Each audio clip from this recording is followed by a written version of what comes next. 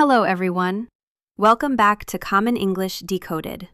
I am so happy you're joining us today because, oh my goodness, we have such a good episode for you. Hey, welcome. And honestly, I'm kind of excited about this one. Did you notice what I just did there? I did. You used one of today's words already. That's kind of perfect, actually. It was completely on purpose. Totally. 100% planned. Sure, it was. Okay, so today we are talking about something that is going to completely change the way you sound in English. We're talking about filler words. Specifically, kind of, sort of, basically, and literally. These four little phrases are everywhere in native English conversations. We use them constantly. When we're talking to friends, at work, in texts, in emails, basically all the time. See, he did it again. And that's exactly the point. These words are so natural to us that we sometimes don't even notice we're saying them.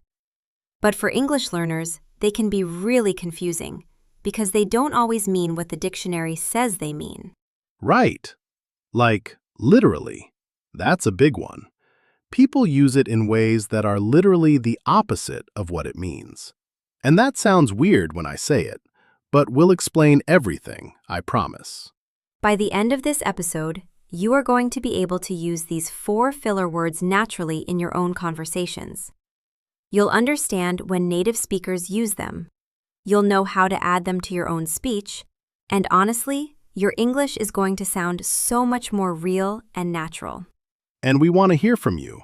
So in the comments, tell us, have you ever heard a native speaker say kind of or literally and felt confused? Tell us. We love reading your comments. We really do. And if you're new here, please hit that subscribe button on Common English Decoded. We post new episodes all the time, and we don't want you to miss a single one. Okay, let's dive in. We're going to start with kind of and sort of, the softeners. That's our first big section coming right up. All right, so let's talk about kind of and sort of. Now here's the thing. These two phrases are basically interchangeable. They mean the same thing, and you can use them in almost the same situations. Exactly. And what do they mean? Well, technically, kind of means a little bit or somewhat.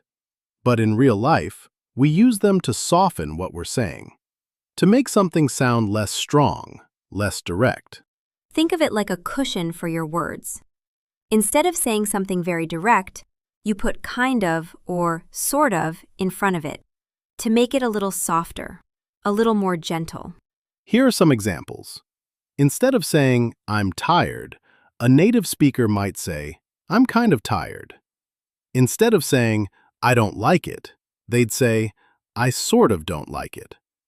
Instead of saying, it was boring, they'd say, it was kind of boring. Can you feel the difference? The meaning is almost the same, but the softer version sounds less harsh, less extreme. It's like you're saying, it's true, but not completely, maybe a little bit. And we use it socially, too, to be polite or to avoid conflict.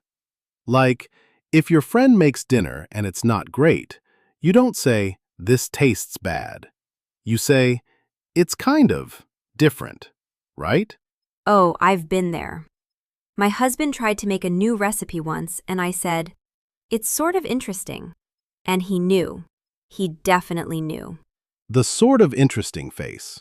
Classic. Okay, here's another thing. We use kind of and sort of when we're not totally sure about something. When we want to approximate. Yes. So if someone asks, do you like jazz music? And you're not sure how to answer, you might say, I kind of like it, with that little rising tone at the end. It means yes, but not strongly. Or imagine someone asks, is your new job going well? And it's complicated. Some days yes, some days no. You'd probably say, it's kind of going well, or sort of, yeah. Now here's a really important note. In spoken English, we often shorten these. Kind of becomes kinda. Kinda. And sort of becomes sorta. Sorta. You'll hear these all the time in casual conversation. So, I'm kinda tired, or it's sorta okay. Those are completely normal things to say to friends. Not in a formal business email, but definitely in conversation. Here's a quick practice for you. Think about these questions and answer them with kind of or sort of. Are you good at cooking? Do you enjoy exercising? Is English grammar easy? Tell us your answers in the comments. And one more thing. You can put kind of or sort of in front of adjectives, verbs, and even whole phrases. It's kind of nice. I kind of want to go. It was sort of a big deal. Very flexible. Amazing. So remember, kind of and sort of are your softeners. They make things gentler, less extreme, and more natural sounding. Perfect. So now that we've got kind of and sort of down, let's move on to our next big word. Basically. Coming up. Okay, so basically, this is one of my absolute favorites. I use this word probably 15 times a day. I was going to say, you do say it a lot. I do, and it's because it's so useful. So basically is what I like to call the summarizer. When you want to explain something complicated in a simple way, you use basically. Right. The literal meaning of basically is at the most essential level, or in simple terms. But in real life, we use it to introduce a simplified explanation or a quick summary. Here's the situation. Imagine your friend asks you to explain what your new job is. It's complicated, lots of details, hard to explain quickly. So you say, basically, I manage a team of software developers and make sure everyone meets their deadlines. You're giving them the simple version. Exactly. You're not giving every single detail. You're giving the essence, the main point. And, basically, signals to the listener that a simple, direct summary is coming. Here's another example. If a tourist asks you for directions and the route is complicated, you might say, basically, just walk straight for 2 blocks, then turn left. You're making it simple for them.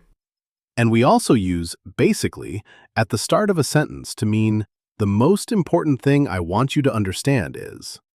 Like, if you're in an argument with someone and you want to get to the point, you'd say, basically, I'm upset because you didn't listen to me. Or if someone asks why a company went out of business and it's very complicated, market conditions, bad leadership, competition, you might just say, basically, they ran out of money. Now, here's the interesting thing. Basically is used so much that sometimes it doesn't really add information anymore. It just fills space in conversation. It's a verbal habit. Yes, we do this. You'll hear people say, basically, yeah, or basically, it's fine, or even just basically and then pause. It becomes a way to start a thought or show you're about to explain something. So, if you're listening to native speakers and you hear basically, get ready. A summary or explanation is coming. Now for practice. In the comments, write a sentence using basically to explain something about your life, your job, your city, your daily routine. Keep it simple, like basically I'm a teacher, or basically I work from home. Go. We love reading those. And don't worry about being perfect, just try it. Okay, let's also talk briefly about formality. Basically, works in both casual and semi-formal situations. You can say it to a friend or in a work meeting. However, in very formal writing, like a business report, you'd probably want to use in essence or in summary instead. Great tip. So basically is very versatile. Casual conversations, yes. Professional meetings, mostly yes. Very formal documents, probably not. All right. Now we have one more big word to cover, and this one is probably the most fascinating and the most misused of all four. Let's talk about literally. Let's go. Okay, literally. This word drives some people crazy. Grammar purists really dislike how native speakers use this word. But here's the thing. Language changes, and this change has already happened. So let's understand it. Right. So the original meaning of literally is exactly as stated, in a real, physical way. Not figurative, not an exaggeration, actually, really, truly. Like, I literally ran a marathon last weekend means I actually did it, for real. But here's what happened. Somewhere along the way, native English speakers started using literally as an intensifier to make something sound stronger, more dramatic, more emotional, even when they don't mean it literally.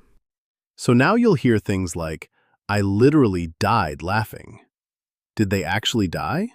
No, they're still here, but they're saying it to show how funny it was. Or, I'm literally starving. Is this person starving? Probably not clinically, but they are very hungry and they want you to know it. Or, this traffic is literally killing me. Still alive, just very frustrated. So in modern spoken English, literally is used as an intensifier. It means, I want you to understand how strong this feeling is. It exaggerates for emphasis or emotion. And the interesting thing is, even though grammar purists object to this use, it's so common in native English now that not knowing it would be confusing. You'd hear it and think something actually happened when it didn't. Exactly. So you need to understand both uses. Use one, the real meaning. I literally locked myself out of the house. That means it actually happened. Use two, the intensifier. I literally can't stop laughing. That means it's extreme, dramatic, emotional. Context is everything. Is this person telling you about something real that happened, or are they expressing a strong emotion? Usually, it's clear from the situation. Now here's some advice for you as an English learner.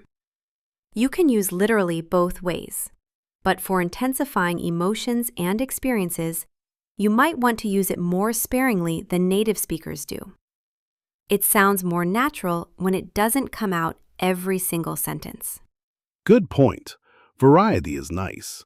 You can also say, I absolutely loved it, or I completely lost it laughing instead. Mixing it up sounds more natural. Let's practice. Speak these out loud at home. Ready? I literally spent 3 hours looking for my keys. Is this the real meaning or the intensifier meaning? Real meaning. That actually happened. And what about this one? She is literally the funniest person I've ever met. Intensifier. It's emphasis. She's extremely funny. Great, you're getting it. Tell us in the comments, have you ever heard literally used in a way that confused you? We want to know. Fantastic work. So to recap section 3, literally originally means actually in real life, but native speakers also use it to intensify emotions and experiences. Listen for context and don't be confused when someone says they literally died. They're fine. Okay, this is my favorite part of every episode, the mistakes section. And I'll be honest, I make some of these mistakes too sometimes. The difference is I notice them now. Same. All right, let's go through the big ones. Common mistake number 1, overusing literally in formal situations. This is a big one. Remember how we said literally as an intensifier is casual? Well, using it in a formal presentation or a job interview sounds odd. Imagine saying, this strategy will literally transform our company. Your boss might wonder, wait, what does literally mean here? Am I missing something? In formal situations, stick to the real meaning of literally, or skip it and say truly, actually, genuinely, or completely instead. This strategy will truly transform our company. Much stronger. Common mistake number 2. Using basically too much. Now, we know we told you basically is great, and it is. But some learners start using it to start every single sentence. Basically, I went to the store. Basically, they didn't have it. Basically, I came home. That becomes repetitive and actually distracting. Use basically when you're actually summarizing or simplifying something. If you're just describing events, you don't need it. It should feel purposeful, not automatic. Common mistake number 3. Using kind of or sort of in situations that need clarity. So here's the thing. Kind of softens things, but sometimes you need to be direct. If someone asks, "Are you okay?" and you say, "Kind of," that might actually worry them. Sometimes you need to be clearer. Right. If you're having a medical emergency, please don't say, "I'm kind of in pain." Say, "I'm in a lot of pain," or "I need help." Save the softeners for social situations, not urgent ones. And here's a funny one. Some learners mix these words up in strange ways, like saying, "I sort of literally can't believe this." Technically, those two don't really go together because one softens and one intensifies. They kind of cancel each other out. That one made me laugh the first time I heard it. It's not terrible. Native speakers do push language in creative ways, but it's not the most natural combination. The golden rule is, think about what you're trying to say. Are you softening? Use kind of or sort of. Are you simplifying? Use basically. Are you intensifying? Use literally. Each one has its moment. And mistakes are completely normal. Honestly, the fact that you're learning these subtle, real, everyday words means you're at a great level. These are not beginner words. These are real English words that make you sound like you actually live in English. So keep going. You're doing amazing. All right, let's have some fun. We're going to do a quick activity called Which Word Fits? I'll give you a situation and 2 options, and you choose the best one. Speak your answer out loud. Ready? Okay, here we go. Situation 1. Your friend asks if you liked the new movie. It was okay. Not great, not terrible. Do you say A, I kind of liked it, or B, I literally liked it? The answer is A, I kind of liked it. You're softening your opinion. I literally liked it is not natural in this context. Situation 2. You're explaining your complicated academic degree to a new friend who just wants a quick summary. Do you say A, sort of, I study international business law with a focus on trade agreements? Or B, basically, I study international law? Option B wins. Basically, I study international law. Simple, clear, quick. Perfect. Situation 3. You've been waiting 2 hours for food at a restaurant. You're very hungry and a little dramatic about it. Do you say A, I'm kind of hungry, or B, I'm literally starving? Oh, this one is definitely B. You're intensifying. You want your friend to understand the drama of your hunger. I'm kind of hungry would not communicate the suffering. Situation 4. You're describing your new apartment to a friend. It's not huge, not tiny, somewhere in the middle. Do you say A, it's basically a medium-sized 1-bedroom, or B, it's literally a medium-sized 1-bedroom? This is a great one. Actually, A works better here. Basically, it's a medium-sized one-bedroom. You're summarizing. Literally would work too if you want to emphasize the truth of it, but basically sounds more natural as a quick description. Now here's a challenge for you. Create your own sentence using any of today's 4 words. Try it in English and share it in the comments. We literally read every comment and we love seeing your progress. That's right. And don't aim for perfection. Aim for real. Make mistakes. Try again. Keep going. The goal is communication, not perfection. That's what real English is all about. Wow, okay, what an episode. Let's take a second to appreciate everything you just learned, because this was a lot and you did great.